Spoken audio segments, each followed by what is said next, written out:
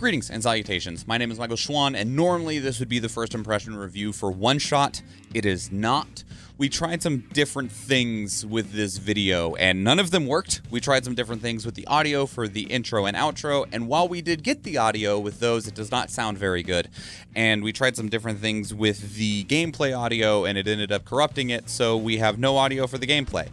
And while we could do some pretty heavy post-editing to try and deliver some sort of product, it would not be a good experience, and it would not be a video that we're proud of. So we're just scrapping the video and moving forward from there. I will give some thoughts on the game here at the very least, as well as some information about what we're doing next. In terms of how we felt about OneShot, we didn't get very far, maybe 10-15 minutes into the game, because we got to the first save point, and when the save points are beds, and when you have Nico take a nap in that game, the game just closes down. It just shuts off. The whole program closes itself out as if you Alt F4'd. And while part of us felt like we would have liked to experience a little bit more, if the game is going to shut itself down, if it is going to turn off, close out, then I guess you're telling me that's the experience that I am being introduced to. And so that's where we stopped, was right there. As we got through the opening house, we talked to a robot, we went into a factory and found the world map, and then the next house we found had a metal pipe in it, and then we went to sleep and never woke up. In terms of how we actually felt about the game, it was fine. And that's kind of, if that sounds kind of mediocre, kind of melancholy, that's kind of how it felt.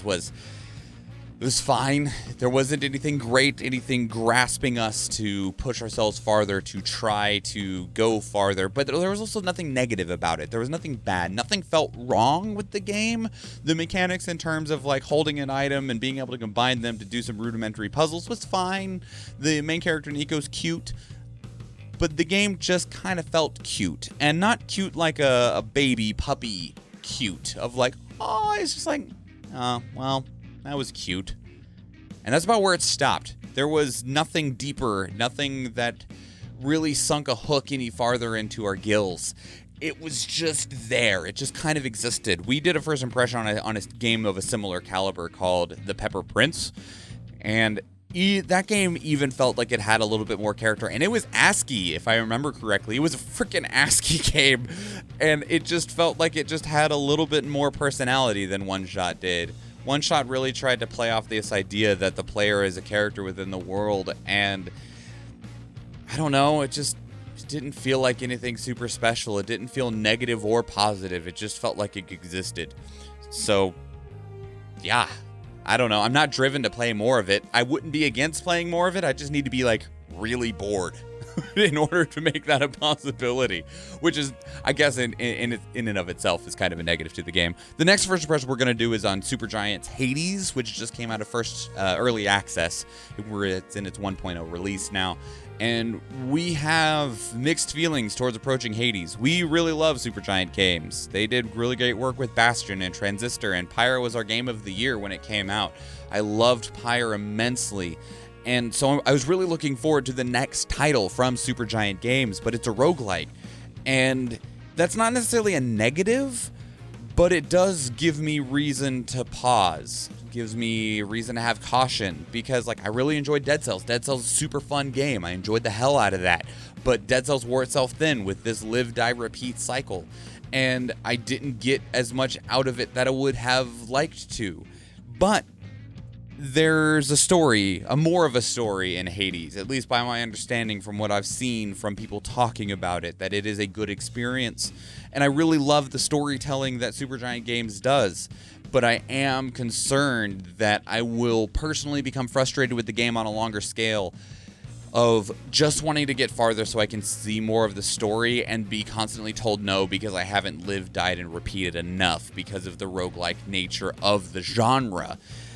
But I doubt that'll affect the first impression much. I mean, it might. I don't know. I've not looked at the game at all. I've been avoiding trailers. I've been avoiding reviews for it because I did know that I wanted to do a first impression on it. But that does leave me wondering what I'm going to experience.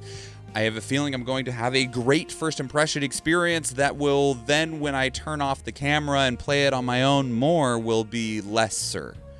But I could be wrong, and I hope that I'm wrong, because Supergiant Games normally does a fantastic job in delivering an experience that is unlike anything else, really. Even if they're similar games, Supergiant has their own touch to it that makes it feel apart from everything else that they do.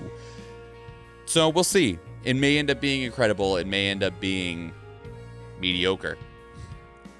But it'll also be a determination between the short and the long term. I'm sorry that this video wasn't the actual proper format. I'm sorry that I was unable to deliver the experience that I wanted to deliver. And so we instead get this, whatever you want to call this little talky bit here. I normally don't like to do these. So to those of you that support me, to those of you that are following the channel, thank you very much. We also go live on Twitch on Tuesdays, Thursdays, and Fridays. There's a link in the description down below. Thank you very much if you do go check that out. Otherwise, if you want to see that Hades first impression, hit that subscribe button and turn on notifications so you are made aware when that video goes live. If you want to see us do something on first impression, first, it has to be something we haven't experienced before, which is one of the things that complicates anything going wrong with the recording of these videos, because I can only experience it for the first time once.